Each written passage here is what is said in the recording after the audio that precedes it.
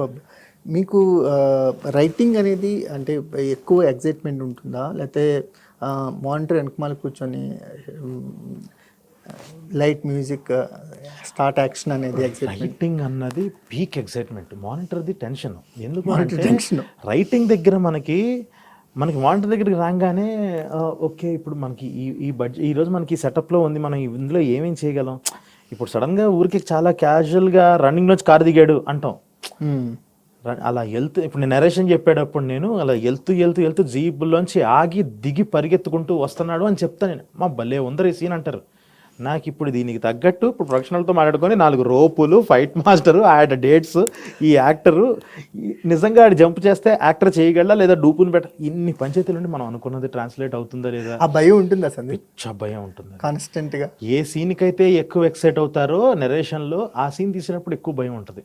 అమ్మో ఇది మన ఈడేంటి చెప్పేటప్పుడు ఏం చెప్పాడు చూస్తే ఇలా ఉంది అన్న ఫీలింగ్ కరెక్ట్గా ట్రాన్స్ఫార్మ్ అవుతుంది. కొంచెం తగ్గినా కూడా మనం ఏంటంటే ఒకళ్ళ జడ్జిమెంట్ నమ్మి నరేషన్ చెప్తాం, అరే పగిలిపోయిందిరా ఇది అని అంటారు. మనం ఎక్సైట్మెంట్ ఉండి ఆడికి బాగా నచ్చిందని చెప్పి ఆడికి ఎక్సైట్మెంట్కి వెళ్ళి సీన్ చూపిస్తాం. అదే కొంచెం అదే నువ్వు చెప్పినంత లేదు అని అన్నారు అని అంటే మళ్ళీ మనల్ని మనం మోసం చేసుకోవాలి. ఈడే చెప్పాలి ఇంక జడ్జిమెంట్కి అని అలాగా. సో ఇంకా అలా కాకుండా బాగా ఎక్సైట్ అయ్యే సీన్లు ఇంకా జాగ్రత్తగా తీయాలి. ఆ టెన్షన్ వేరు. రాసేటప్పుడు వెళ్ళిపోతాం మన ఇష్టం. తెలిసి ఏ డైరెక్టర్ కైనా బిగ్గెస్ట్ ఫీర్ అదేనేమో. అంతే, రాసింది వస్తుందా లేదా, ట్రాన్స్లేట్ కరెక్ట్గా అవుతుందా లేదా. ఒకసారి మీకు మానిటర్ పక్క నుండి చాలా సర్ప్రైజులు దొరుకుతాయంట కదంటే, అనుకున్న దానికంటే. అంటే ఆర్టిస్టుల వాళ్ళు అక్కడ ఏదో ఒక మ్యాజిక్ జరిగింది. ఆ మ్యాజిక్ మోగ్లీలో పట్టుకున్నావు. చాలా నాకు రోజుకి ఒక సర్ప్రైజ్.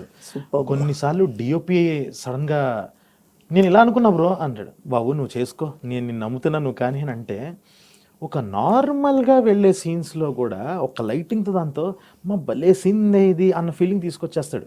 నెక్స్ట్ బిగ్ థింగ్ అనమాట.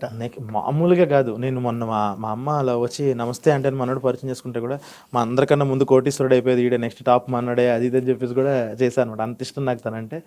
తనొకడు. అండ్ ఇంకొకటి పర్ఫార్మెన్స్లు మళ్ళీ ఇందాక అన్న నలుగురు, హర్ష మామూలు సర్ప్రైజ్ చేయడు. రోషన్ కూడా ఏంటి అసలు ఈ ఏజ్ ఏంటి, ఈ మెచ్యూరిటీ ఏంటి ఆ యాక్టింగ్లో అన్న ఫీలింగ్ రోషన్ మీద వస్తుంది. అండ్ బిగ్గెస్ట్ సర్ప్రైజ్ సాక్షి. ఆ అమ్మాయి హీరోయిన్, కొత్త అమ్మాయిని తీసుకొచ్చాం కదా.